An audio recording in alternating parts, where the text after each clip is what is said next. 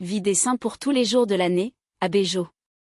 31 juillet fête de Saint Ignace de Loyola, fondateur de la Compagnie de Jésus, 1491 à 1556. Saint Ignace naquit au château de Loyola, en Espagne. Il fut d'abord page du roi Ferdinand V, puis il embrassa la carrière des armes.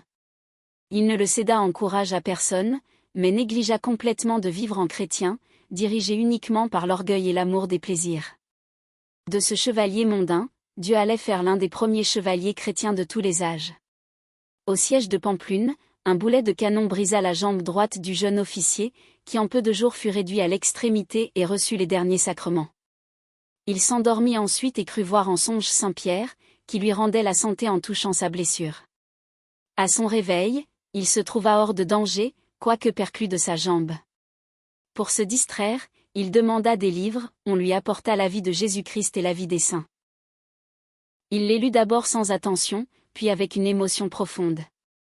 Il se livra en lui un violent combat, mais enfin la grâce l'emporta, et comme des hommes de cette valeur ne font rien à demi, il devint, dans sa résolution, un grand saint dès ce même jour.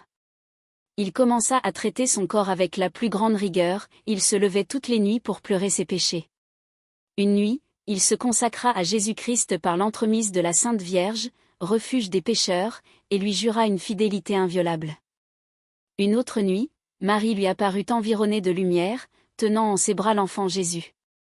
Peu après, Ignace fit une confession générale et se retira à Manresa, pour s'y livrer à des austérités qui n'ont guère d'exemple que dans la vie des plus célèbres anachorètes, vivant d'aumônes, jeûnant au pain et à l'eau, portant le cilice, il demeurait tous les jours 6 ou 7 heures à genoux en oraison. Le démon fit en vain des efforts étonnants pour le décourager.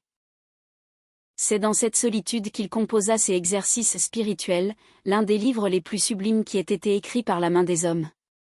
Passons sous silence son pèlerinage en Terre Sainte et différents faits merveilleux de sa vie, pour rappeler celui qui en est de beaucoup le plus important, la fondation de la Compagnie de Jésus, 1534, que l'on pourrait appeler la chevalerie du Christ et le boulevard de la chrétienté.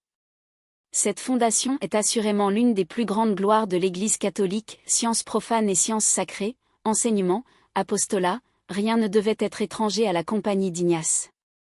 Les vertus du fondateur égalaient ses grandes œuvres, elles avaient toutes pour inspiratrice cette devise digne de lui, Ad majorem Dei gloriam. À la plus grande gloire de Dieu. Pratique du jour. Faites tout uniquement pour la plus grande gloire de Dieu.